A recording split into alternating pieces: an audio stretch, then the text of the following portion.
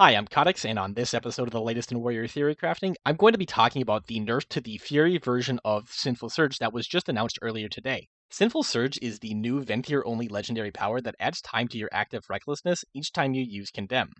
When it was first added to the PTR, it originally added 3 seconds per condemn used, but it was quickly nerfed down to only adding 2 seconds. Now, before anyone online was even able to get the legendary, since it requires having Renown 48, they've nerfed it again to only add 1.5 seconds of recklessness for each condemn that you use. So, just how significant of a nerf is this? Well, when the first nerf occurred on the PTR, one of the big name Warrior Theory crafters, Arkham Tyros, did some analysis to see what the DPS of Sinful Surge was with various amounts of time added per condemn. He has subsequently updated this analysis since 9.1 went live, and because I trust his analytical process, and also the type of analysis that I prefer to do is not well suited for rage modeling, which is the primary benefit of having recklessness, I did not try to replicate his analysis. So instead, let's break down what these numbers that he came up with actually mean for Fury Warriors.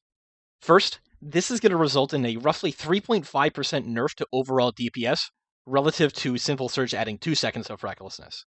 Second, Venthyr Fury is still going to be the highest single target DPS option for Warriors. Even in this nerf state, Sinful Surge is coming out around 4.4% ahead of the second highest single target option, whereas before it was about 7.6% ahead. Third, because you're not going to have as long of recklessness durations, Reckless Abandon gets less value, and as such, it's best to continue with the standard 7th row choice of Anger Management. Because no one has the Covenant-specific legendaries yet at the time of recording this video, and because I'm not versed enough on the theory crafting of other classes to analyze each of their Covenant-specific legendary options, it's hard to say what the effect of this will be on the melee class meta. However, with Mythic Sanctum of Domination opening on Tuesday, some people may be wondering what the effect this nerf will have on the Race to World First meta. And the answer to this is probably nothing. And that's because you can't execute during the last phase of Sylvanas. And as such, I'm predicting that the Race to World First guilds are going to be bringing Prot Warriors rather than a Fury Warrior or an Arms Warrior. And this is so that they can provide Battle Shout.